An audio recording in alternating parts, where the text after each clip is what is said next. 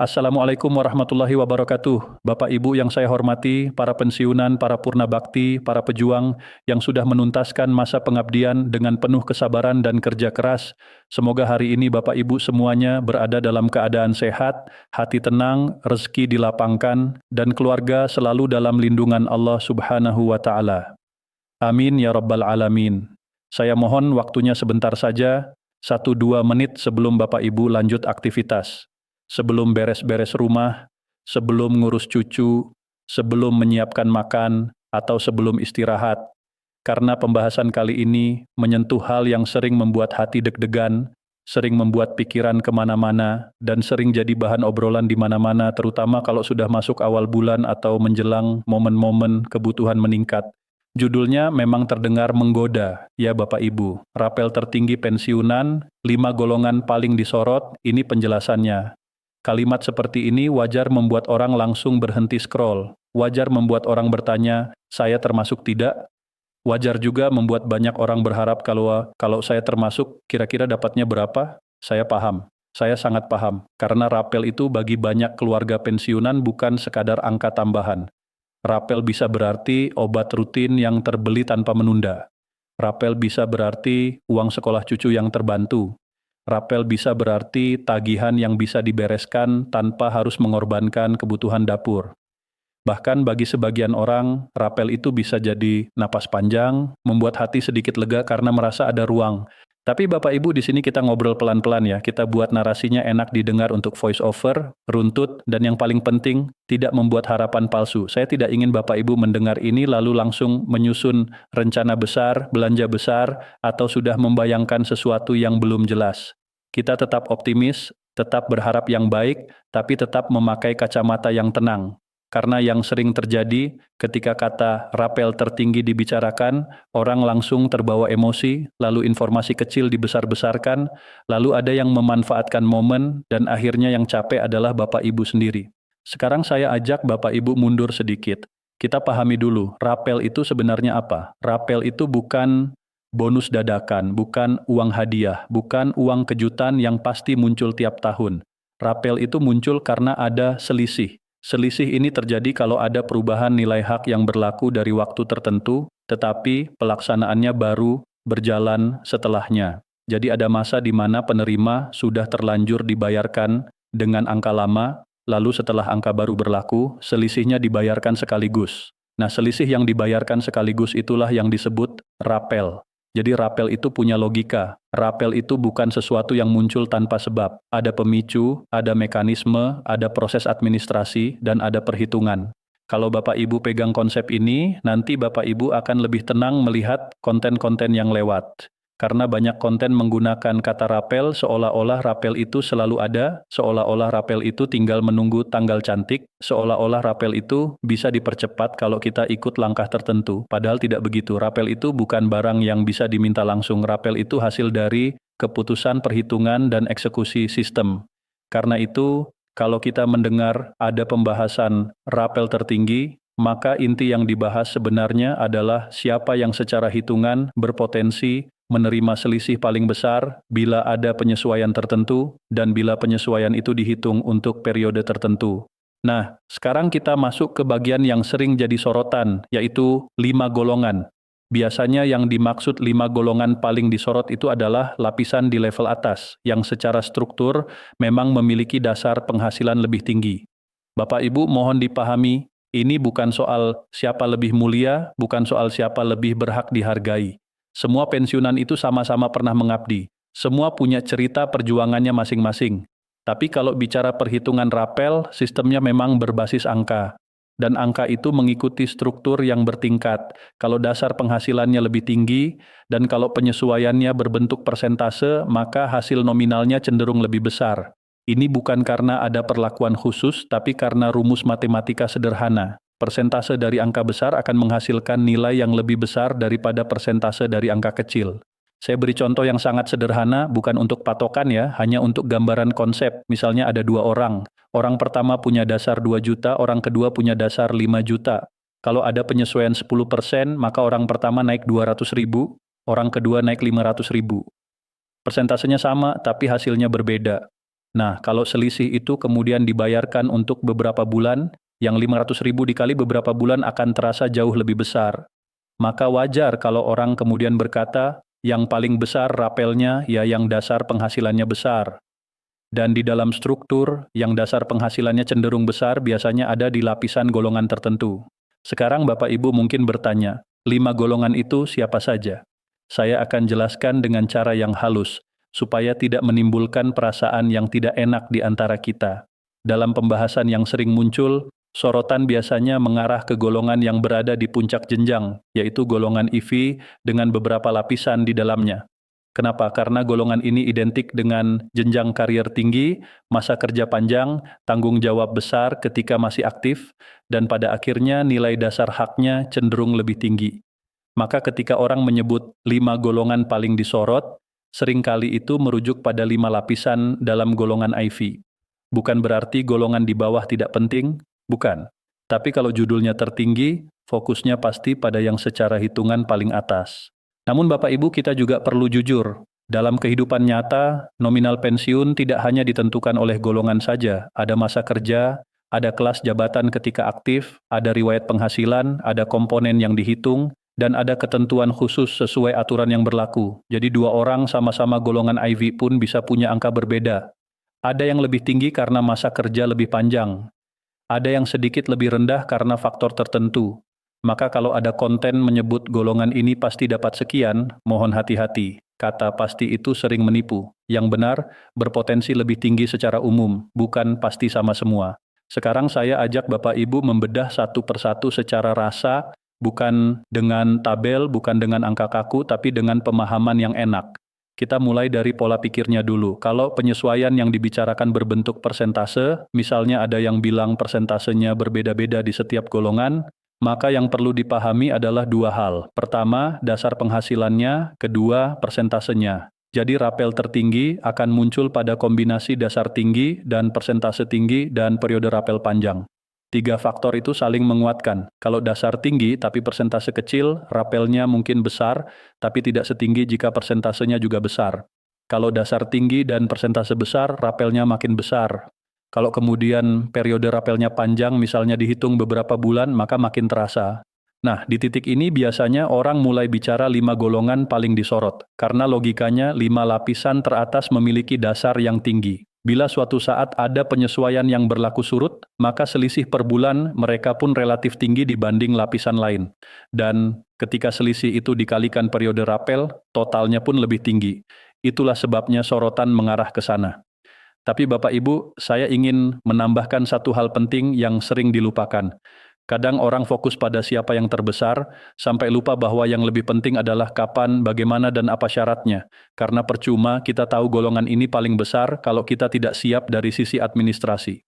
Percuma kita dengar kabar rapel kalau data kita bermasalah, rekening pasif, atau proses verifikasi tertunda. Jadi sambil kita bahas siapa yang disorot, kita juga harus membahas apa yang harus dipastikan agar ketika ada proses, Bapak Ibu tidak mengalami kendala. Sekarang saya ingin mengajak Bapak Ibu membayangkan suasana yang sering terjadi ketika kabar rapel ramai. Grup WhatsApp ramai, ada yang kirim screenshot, ada yang kirim potongan video, ada yang bilang ini valid, ada yang bilang tetangga saya sudah dapat, lalu orang lain panik karena belum dapat, ada yang langsung ke ATM, ada yang minta tolong anaknya cek mobile banking berkali-kali, ada yang sampai tidak bisa tidur, padahal belum tentu ada masalah. Bisa jadi sistem memang bertahap, bisa jadi bank berbeda, bisa jadi jam pemrosesan berbeda, bisa jadi orang itu menerima komponen berbeda. Nah, supaya tidak ke bawah suasana, kita harus punya pegangan. Pegangan kita adalah pemahaman alur. Alur sederhana itu begini, kalau ada penyesuaian yang memunculkan rapel, maka biasanya akan ada tahap penetapan dan perhitungan. Setelah itu data disinkronkan, setelah itu baru ada eksekusi pembayaran. Eksekusi pembayaran itu bisa bertahap, ada yang masuk lebih dulu, ada yang menyusul, dan yang menyusul bukan berarti tidak dapat, hanya beda waktu. Karena penyaluran massal itu seperti mengalirkan air ke banyak rumah sekaligus. Ada rumah yang pipa dekat, airnya cepat sampai. Ada rumah yang pipa jauh, airnya menyusul. Ini analogi saja, tapi menggambarkan bahwa proses massal sering tidak serentak. Sekarang kita masuk ke 5 golongan yang sering disorot itu, tapi saya akan menyampaikannya sebagai gambaran pola, bukan sebagai jaminan. Yang pertama, biasanya lapisan awal golongan IV yang sering menjadi pintu masuk menuju jenjang paling tinggi. Di lapisan ini, dasar haknya sudah di atas rata-rata, maka kalau ada persentase penyesuaian, selisihnya sudah terasa. Yang kedua, lapisan berikutnya yang lebih tinggi, yang biasanya dihuni oleh mereka yang masa kerjanya lebih panjang, atau jenjangnya lebih tinggi. Yang ketiga, lapisan yang makin mendekati puncak. Yang keempat, lapisan yang sudah benar-benar di atas.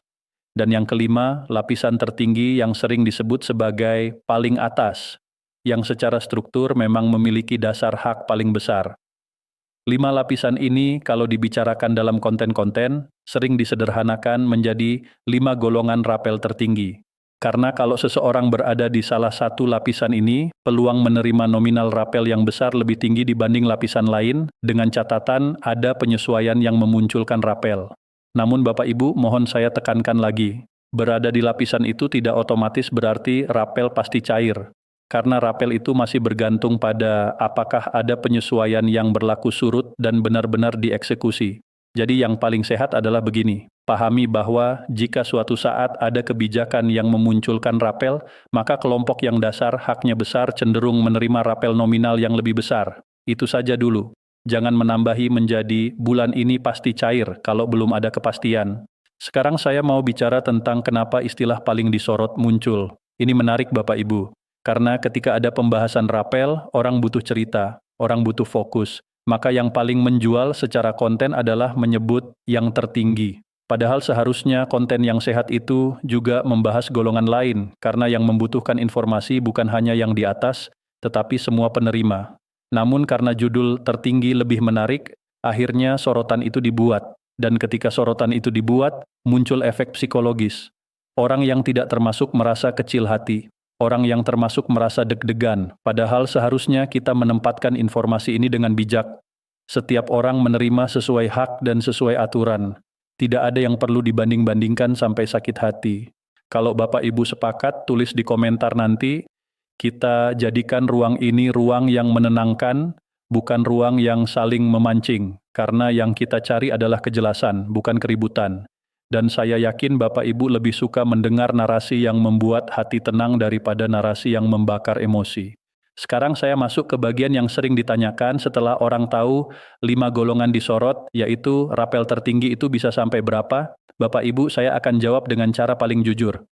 Tidak ada angka tunggal yang bisa dipukul rata, karena rapel itu bukan angka hadiah. Rapel itu hasil dari selisih per bulan dikali periode. Selisih per bulan itu berbeda-beda. Periode rapel juga bisa berbeda tergantung kebijakan. Maka ketika orang menyebut angka fantastis, seringkali itu angka dari kasus tertentu, bukan angka untuk semua. Mungkin itu angka untuk seseorang dengan dasar hak tinggi dan periode rapel panjang. Sementara orang lain bisa jauh di bawahnya. Jadi kalau Bapak Ibu mendengar fantastis, jangan langsung membayangkan angka yang sama. Kalau saya boleh memberi cara menghitung konsepnya, begini. Pertama, cari tahu selisih per bulan setelah penyesuaian. Itu biasanya baru jelas kalau ada aturan dan perhitungan resmi. Kedua, lihat periode rapel, misalnya dihitung berapa bulan. Ketiga, kalikan, selesai. Tapi karena langkah pertama dan kedua itu bergantung pada kebijakan, maka sebelum ada kepastian, tidak ada cara yang valid untuk memastikan nominal rapel. Yang ada hanya perkiraan-perkiraan yang seringkali membuat orang malah bingung. Nah, sekarang Bapak Ibu, daripada kita terjebak pada angka, lebih baik kita fokus pada hal yang bisa kita kontrol. Apa yang bisa kita kontrol? Data kita, keamanan kita, dan ketenangan kita. Saya jelaskan satu persatu. Yang pertama, pastikan rekening aktif. Ini sederhana, tapi sering dilupakan. Rekening yang jarang dipakai bisa menjadi pasif. Dan kalau rekening pasif, proses transfer bisa bermasalah. Maka lakukan transaksi kecil sesekali. Tarik tunai kecil atau setor kecil sekadar membuat rekening tetap aktif. Yang kedua, pastikan data diri rapi, nama, tanggal lahir, identitas. Kadang perbedaan ejaan atau spasi membuat verifikasi tertahan. Bapak Ibu mungkin merasa, itu hal kecil. Tapi di sistem administrasi, hal kecil bisa memicu pemeriksaan tambahan. Jadi kalau ada hal yang perlu diperbarui melalui jalur resmi, lakukan dengan tenang, jangan menunggu sampai momen ramai. Yang ketiga, perhatikan verifikasi atau tanda hidup sesuai mekanisme yang berlaku. Ini penting. Banyak orang mengira kalau belum verifikasi lalu hangus, Padahal yang sering terjadi adalah tertahan sementara sampai proses selesai. Tapi tetap saja tertahan itu membuat stres, jadi lebih baik dicek dan diselesaikan lebih awal. Yang keempat, waspada penipuan. Ini yang paling saya tekankan Bapak Ibu. Setiap kali kata rapel ramai, penipu ikut ramai, ada yang mengaku petugas, ada yang mengaku bisa membantu percepat, ada yang mengirim link palsu, ada yang minta OTP, ada yang minta PIN. Saya mohon, jangan pernah berikan OTP, PIN, password ke siapapun. Lembaga resmi tidak butuh itu lewat chat atau telepon. Kalau ada yang memaksa, itu tanda bahaya. Tutup, blokir, dan kalau perlu laporkan. Hak Bapak Ibu bukan sesuatu yang harus dibayar untuk dipercepat. Tidak ada jalur orang dalam yang resmi untuk mempercepat dengan uang. Kalau ada yang bilang begitu, justru disitulah modusnya. Bapak Ibu, sekarang saya kembali ke tema 5 golongan paling disorot. Saya ingin menutup bagian ini dengan penjelasan yang membuat Bapak Ibu nyaman.